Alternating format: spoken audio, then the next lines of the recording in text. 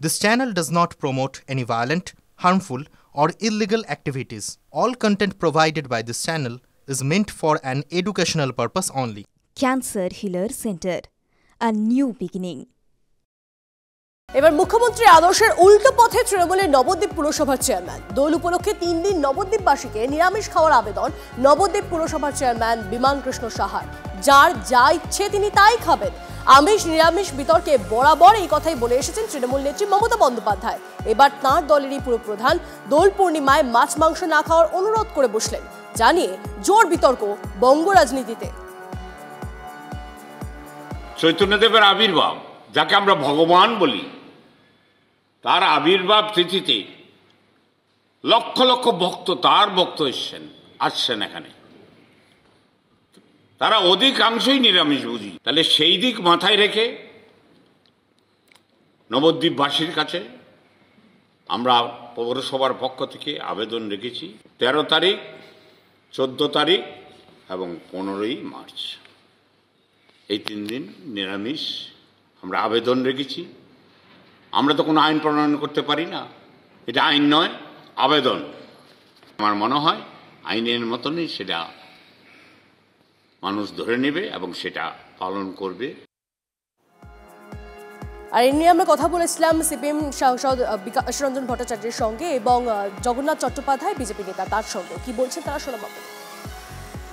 হঠাৎ ওই ময়ূরপুচ্ছ লাগিয়ে হিন্দু সাজার চেষ্টা হচ্ছে, যে নবদ্বীপের বৈষ্ণবীয় ধারা মেনে কিছু কথা উনি বলে থাকার চেষ্টা করতে পারেন।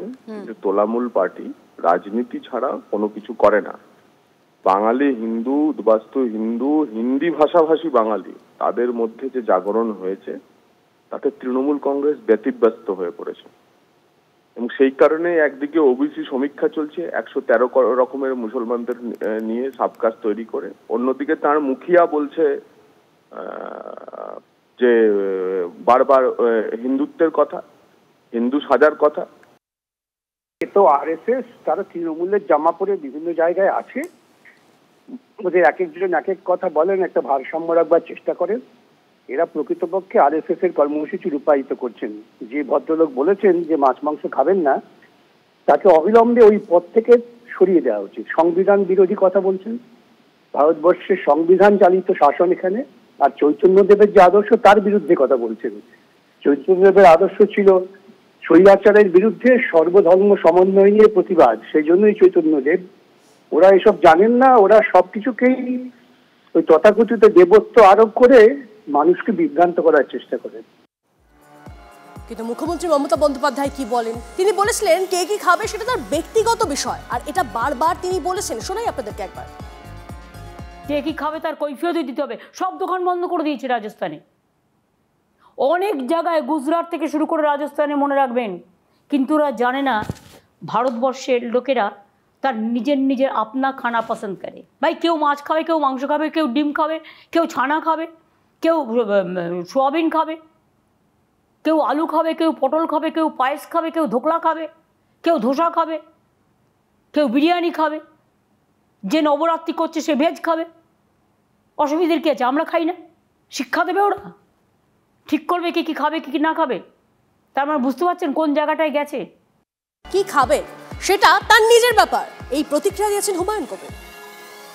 খাওয়ার বিষয়টা সম্পূর্ণ আপনার নিজের স্বাধীনতা।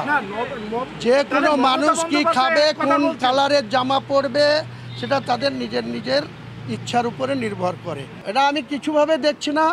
মুখ্যমন্ত্রী সঠিক কথা বলেছেন, তেমনি কোনো চেয়ারম্যান যদি মনে করে থাকে তার এলাকায় তিনি কাউকে তার প্রিয় মনে করে কাউকে তাকে ভালো সাজেশন দেবে, সেটুকু তার অধিকারের মধ্যে পড়ে।